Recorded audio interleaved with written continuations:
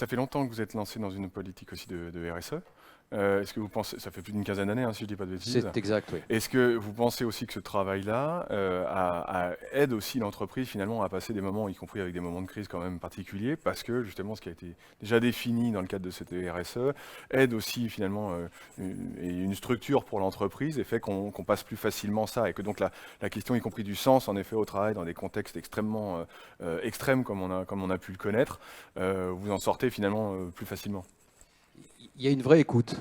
Il y a un vrai respect de tout le monde, il y a une vraie écoute, il y a une vraie adaptabilité et agilité dans tout ce qu'on a pu faire, dans tout ce qu'on a vécu les uns les autres. Je ne peux pas me permettre de comparer si c'est différent ailleurs, mais en tout cas, ce que je peux dire, c'est que dans notre entreprise, et puis dans les entreprises qui sont extrêmement engagées sociétalement, on va dire, où l'humain a sa place, où le côté mieux vivre ensemble est extrêmement important, où on est à l'écoute des souffrances et des douleurs, par exemple, eh bien effectivement, ça résonne différemment.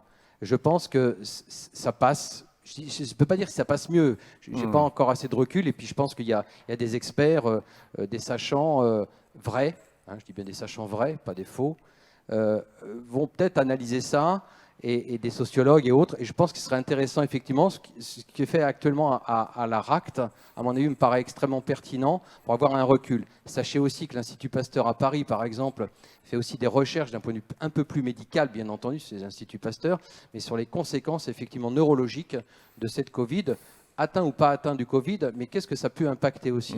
Donc je pense qu'il y a le côté, effectivement, médical, mais il y a aussi le côté psychologique au travail. Et donc, c'est bien d'en ressortir quelque chose. Mais en tout cas, il est clair qu'aujourd'hui, de toute façon, le temps des crises est là. Il y en aura d'autres. Donc, il faut vivre avec. Donc, à nous, tout à chacun, d'anticiper que de toute façon, demain, il y aura encore un autre truc qui va nous tomber sur la tête. Hein. C'est clair. Hein. La crise de 2008-2009, elle est tombée, c'était financier économique. Là, c'est sanitaire. Il y a eu d'autres crises entre-temps. Donc, l'entreprise doit être agile. Mais il n'y a pas que l'entreprise, et je le répète, tout l'environnement territorial qui fait qu'on est en France, la vie en société, doit, elle, également, être plus agile.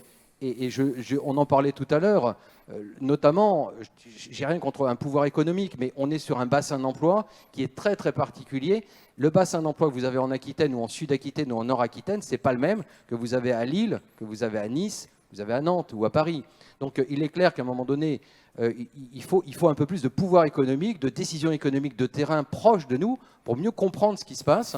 Et sachant que la Nouvelle-Aquitaine est extrêmement impliquée, engagée, je dirais, plutôt engagée qu'impliquée, sur tout ce qui touche au développement durable, avec Terra Nova, etc., etc.